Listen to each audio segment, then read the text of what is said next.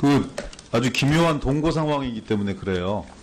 여기 계신 증인으로 채택된 네 분의 기관장님들 복지부 차관하셨고 실장하셨고 또 임병인 원장님 같은 경우는 20대 총선에 새누리당 정부개혁 추진위원 하셨더라고요. 그래서 네 분이 다 앉아 계신 분들이 아까 보도에 나왔지만 박근혜 정부에서 주요한 일들을 하셨던 분들이고 지금은 문재인 정부의 일정한 가치와 철학을 대변해야 되는 그런 위치에 계셔요. 그러다 보니까 야당 의원님들이 문재인 정부 무능 심판 이렇게 얘기했지만 야당 의원님들 역시 비판을 제대로 하실 수 없는 것 같아요. 왜냐하면 말씀을 하실수록 문재인 정부에 대한 무능 비판이라기보다 박근혜 정부에 대한 비판의 칼날이 돌아갈 수밖에 없는 그런 상황에서 그런 것 같다는 생각이 들기도 하고요. 또 한편에서는 우리 여당 의원들 역시 뭔가 좀 보호해야 되는 거 아니냐 이런 이상한 좀 소명의식 때문에 날카롭게 접근하지 못하는 존재적 한계가 좀 있습니다. 이런 상황이 계속 유지되는 게 과연 얼마나 효율적인 국정 운영 측면에서 국민을 대변하고 국민에게 봉사하는 그런 위치로서 국회나 여러분들이나 타당한 것인지에 대해서 좀 고민해봐야 될 아닌가 이렇게 생각을 해봅니다. 이영찬 원장님. 예. 전임 원장이 정기택 전 보건산업진흥원장이셨나요? 예, 그렇습니다. 그분이 왜 그만두셨나요? 제가 그만둔 사유에 대해서는 자세히는 알지 못합니다만 본인이 사임한 것으로 그렇게 알고 있습니다. 네. 그분은 국정농단 국정조사특별위원회 3차 회의에 나와서 최순실 씨 측근 회사에 대한 지원을 거부하자 청와대에서 거취를 정리해달라고 했다라고 이렇게 말씀을 주셨어요. 그러니까 청와대에서 전부 다 본인 정부의 가치와 철학을 대변하지 못하는 대통령의 의중을 대변하지 못하는 혹은 좀 과하게 얘기하면 최순실 씨의 의중을 제대로 대변하지 못하는 기관장 다 목을 친 거죠. 그런 전임 정부였어요. 이영찬 원장님 지금 새 정부 들어와서 청와대나 보건복지부로부터 혹시 사임 압력을 받아본 적이 있어요? 예, 없습니다. 최영은 원장님은? 네, 저도 없습니다. 네. 그 다음에 임병희 원장님은요? 없습니다. 정계 원장님은요? 없습니다. 없으세요? 문재인 정부가 무능한 게 맞긴 맞는 것 같아요. 이명박 정부 초기에 사정을 담당했던 청와대 행정관들, 비서관들의 얘기를 들어보니까 정말 자랑스럽게 전과처럼 얘기를 하던데, 방 빼지 않으면 테이블을 화장실 앞으로 옮겨오는 경우들도 있더라고요. 그렇게 해서 수많은 모욕적인 행위 이런 부분을 동원해서 방을 다 빼게 했어요. 그리고 박근혜 정부 역시 이명박 정부를 계승한다고 했지만 임기를 보장하지 않았습니다. 문재인 정부는 그렇게 하고 있지 않아요. 그런데 저는 여기서 진심으로 한번 말씀드려 볼게요. 여러분들을 위해서, 여러분들의 조직을 위해서 과연 여러분들이 어떤 처신을 하는 것이 지금 여러분들의 조직을 위해서, 국민을 위해서 가장 합당한 처신인가에 대해서 무겁게 한번 고민해 봐야 된다고 생각합니다. 그런 부분들에 대해서 깊이 한번 고민해 보세요. 이영찬 원장님. 예. 원장님이 차관 시절에 원격 의료와 관련된 의료법이 제출된 적이 있죠? 예, 있습니다. 원격 의료에 대해서 어떻게 생각하십니까? 원격 의료를 ICT를 활용을 해서 의료 사각지대에 도움을 주는 방안에 대해서는 유용한 측면이 있으리라고 저는 생각을 하고 저도 그런 정도 측면에서는 유용성이 있다고 생각하고 산업적 측면에서도 뭔가 이 의료 시장의 생태계를 교란하지 않는 측면에서 차원에서 그런 의료의 공공성들이 확고하게 담보가 된다면 저는 적극적으로 검토해 볼 여지가 있다 이렇게 생각을 해요. 근데 지금 그러한 시기인가에 대한 정치적 논란이 있을 수 있다고 생각합니다. 그런데 지금까지 보면 보건복지부나 보건산업진흥원이나 과연 그런 어떤 정책적 판단의 근거에서 의료시장이 확실하게 안정되고 공정성이 담보되어서 뭔가 산업적 측면에서 영리적 차원에서 그런 것들을 활로를 개척할 수 있는 그런 수준이 되었는가라는 것에 대한 심대한 문제제기가 있음에도 불구하고 일방의 의견을 가지고 때로는 특정 기업의 이해관계를 대변하는 듯한 그런 모습을 보임으로써 공공성을 중시해야 될 그리고 그것을 중요한 하나의 가치로 놓아야 될 보건복지부와 보건산업진흥원이 특정한 기업을 대변하는 대변자로 전락했다. 이런 비판들에 대해서 어떻게 생각하십니까? 그런 그렇게는 저는 그런 그 판단에 대해서는 동의하지는 않습니다. 동의하지 않아요? 예, 저도 뭐 의료 자체가 그 영리 활동을 증진하기 위해서 원격 의료를 수단으로 한다든지 또는 특정 기업에 있어서의 어떤 영리 활동을 보장해 주기 위해서 그런 수단을 사용한다는 것에 대해서는 저 개인적으로는 분명히 반대하는 생각을 갖고 있습니다. 반대하는 생각을 가졌으면 그것이 정책으로 나타나야 되는 건데, 근데 시중에는 원격으로 정책을 설계한 곳이 삼성 아니냐 이런 얘기까지 돌아다녀요. 들어보셨죠? 그런 얘기들을 저는 복지부에서는 들어본 적은 없습니다. 다만 뭐 처음 들었다는 말씀은 아니고요. 다만 복지부 내에서 제가 복지부에 있을 때나 그 이후에 있었을 때나 어떤 특정한 기업의 그것이 주도로 인해서 그게 이렇게 됐다고는 저는 생각을 하지 않습니다. 물론 아니 땐 굴뚝에 연기가 피어오르면 안 되는 건데 여러분들은 그렇게 얘기할 수 있겠지만, 근데 좀 이렇게 당시 차관이었던 원장님의 말씀을 액면 그대로 믿기에는 드러나는 자료들이 너무 삼성의 일방의 이해를 대변하고 있는 거 아니라는 그런 의구심을 지울 수가 없어서 몇 가지 사례만 한번 말씀드려볼게요.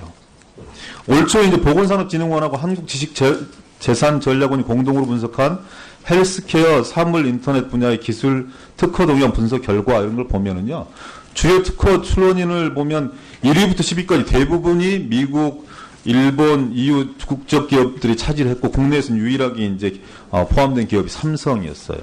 오랫동안 투자해왔고 이대용 부회장의 주력 사업이기도 했죠. 전략 스마트폰 갤럭시 S8 여기 보면 영상으로 의사와 상담을 할 수 있는 헬스케어 서비스가 탑재되어 있습니다. 아시죠? 예. 근데 국내에서는 서비스 활용하지 못하죠. 예. 법 위반이니까. 미국에서는 사용하고 있는 것이고요. 또 좀 보죠. 원격의료와 모바일 헬스케어 사업 분야의 기반 기술이 되는 생체 계측 관련해서 기술의 특허 출원이 크게 증가하고 있는데요. 여기서도 국내 특허 출원을 가장 많이 하는 곳이 삼성전자예요. 순위별로 보면 삼성전자가 총 10년간 1964건, 삼성 메디슨이 956건, 서울대 산학협력단이 663건, 그리고 연세대 산학협력단이 657건이었어요. 삼성 SDS 역시 디지털 헬스하고 클라우드 부분에서 최고로 꼽히고 많은 투자를 하고 있는 기업이라는 건 잘 알고 있습니다. 그러니까 삼성이 의료 영리화하고 원격 의료 관련해서 많은 투자를 하고 있다는 것은 뭐 너나 없이 다 알고 있는 주제의 사실인 것이죠. 박근혜 정부 들어와서 곧바로 의료법 개정을 내기도 했고, 메르스 사태로 정규직 휴무할 때도 삼성병원에서 전화 진료가 가용하도록 허용하기도 했습니다. 문영표 장관 시절입니다. 많은 국회와 언론에서 많은 비판과 질타가 있었어요. 저는 원격의료의 가치의 문제에 대해서 말씀드리려고 하는 게 아닙니다. 그건 아까 처음에 원장님과 저와의 말씀 속에서 일정 정도 긍정성의 측면과 조금 또 부담스럽고 위험스러운 측면들이 같이 동시에 지적되었기 때문에 그걸 얘기하려고 하는 것도 아니고, 그것이 상업적 측면으로 가지고 있는 유력한 측면들도 부정하려고 하는 것은 아니에요. 다만 공공 인프라가 좀 튼튼하지 못한 상황에서 특정 기업의 주력 사업이 정부 부처를 통해서 보건복지부를 통해서 아니면 보건산업진흥원을 통해서 특정 부처의 그 특정 기업의 어떤 논리가 관철되고 있는 듯한 그런 느낌들을 지울 수가 없어서 드리는 말씀이에요. 2009년 11월 보건복지부는 5억 원을 들여서 삼성경제연구소하고요, 미래복지사회 시행을 위한 보건의료산업 선진화 방안이라는 과목의 연구과제를 수의계약으로 체결한 바가 있습니다. 일명 의료민영화 보고서라고 불리기도 했는데요. 여기 이 자료에도 원격의료가 유명 분야로 적시되어 있습니다. 그러니까 영리병원 허용과 함께 건강관리 서비스 및 원격의료를 중심으로 해서 보건의료 서비스의 시장화를 추진하겠다는 의도를 담고 있는 거죠. 그러니까 원장님의 그런 다른 진단과 견해에도 불구하고, 그리고 제가 말씀드리고 있는 이런 근거에도 불구하고 시장에서는 끊임없이 그런 의구심과 의혹들이 증폭되고 있는 것이 사실입니다. 저는 보건산업진흥원이, 그리고 원장님이 이런 문제들에 대해서 어떠한 태도와 견해를 갖는가가 대단히 중요하다고 생각해요. 그리고 지금 문재인 정부 하의 가치와 철학, 국정운영 기조 이런 부분들을 원장님으로 잘 숙지하고 함께하는 것들도 더 필요하다고 보여집니다. 견해를 말씀 주십시오. 예, 의원님, 저희가 그 원격 의료 이런 ICT 의료하고 디지털 헬스케어하고 관련해서 진흥원의 어떤 그런 사업들은 이런 사업들이 안전성을 갖느냐, 유효성을 갖느냐 하는 기술적인 측면에서의 어떤 그것을 증명하기 위한 사업들을 계속 해왔었습니다. 사실은 그것은 어떤 측면에서는 어떤 정책 목표하고 관련되는 가치라기보다도 거기를 실행하는 데 있어서의 어떤 기술적인 측면에서의 어떤 그 사업을 위주로 이렇게 해왔는데요. 저 개인적으로는 이 사업 자체가 아까 말씀드렸다시피 그 의료의 영리성을 가지고 온다든지 하는 그런 부분들하고 연계돼서는 안 된다고 생각을 하고 있습니다. 그렇기 때문에 저희 진흥원에서는 그런 어떤 목적하고 관련되는 그런 사업을 추진하는 것이 아니고 다만 사업을 진행하는 과정에서도 항상 가치 중립적으로 기술적으로 안전성, 의료의 안전성이라든지 어떤 유효성이라든지 이런 측면하고 관련해서 진행을 해왔었고, 그런 기조 자체는 그렇게 크게 이렇게 어긴 적도 없었고, 앞으로도 그렇게 어겨나가지 않을 거라고 이렇게 말씀을 드릴 수가 있을 것 같습니다.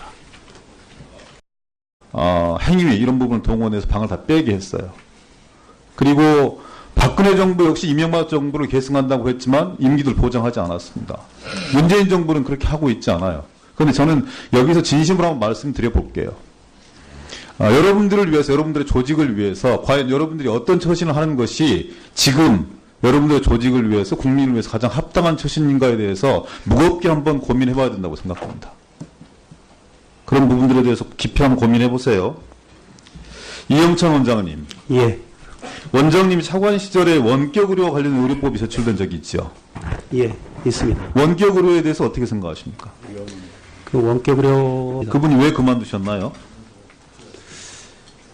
제가 그만둔 사유에 대해서는 자세히는 알지 못합니다만 본인이 사임한 것으로 그렇게 알고 있습니다. 네. 그분은 국정농단 국정조사특별위원회 3차 회의에 나와서 최순실 씨 측근 회사에 대한 지원을 거부하자 청와대에서 거취를 정리해달라고 했다라고 이렇게 말씀을 주셨어요. 그러니까 청와대에서 전부 다 본인 정부의 가치와 철학을 대변하지 못하는, 대통령의 의중을 대변하지 못하는, 혹은 좀 과하게 얘기하면 최순실 씨의 의중을 제대로 대변하지 못하는 기관장 다 목을 친 거죠. 그런 전임 정부였어요. 이영찬 원장님 지금 새 정부 들어와서 청와대나 보건복지부로부터 혹시 사임 압력을 받아본 적이 있어요? 네, 없습니다. 최영은 원장님은? 네, 저도 없습니다. 네. 그 다음에 임병희 원장님은요? 없습니다. 정계 원장님은요? 없습니다. 없으세요? 문재인 정부가 무능한 게 맞긴 맞는 것 같아요. 이명박 정부 초기에 그 사정을 담당했던 청와대 행정관들, 비서관들의 얘기를 들어보니까 정말 자랑스럽게 전과처럼 얘기를 하던데, 방 빼지 않으면 테이블을 화장실 앞으로 옮겨오는 경우들도 있더라고요. 그렇게 해서 수많은 모욕적인 아주 기묘한 동거 상황이기 때문에 그래요.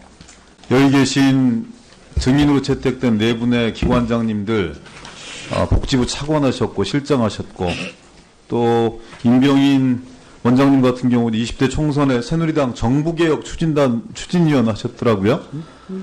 그래서 네 분이 다 앉아 계신 분들이 아까 보도에 나왔지만 박근혜 정부에서 주요한 일들을 하셨던 분들이고, 지금은 문재인 정부의 일정한 가치와 철학을 대변해야 되는 그런 위치에 계셔요. 그러다 보니까 야당 의원님들이 문재인 정부 무능 심판 이렇게 얘기했지만 야당 의원님들 역시 비판을 제대로 하실 수 없는 것 같아.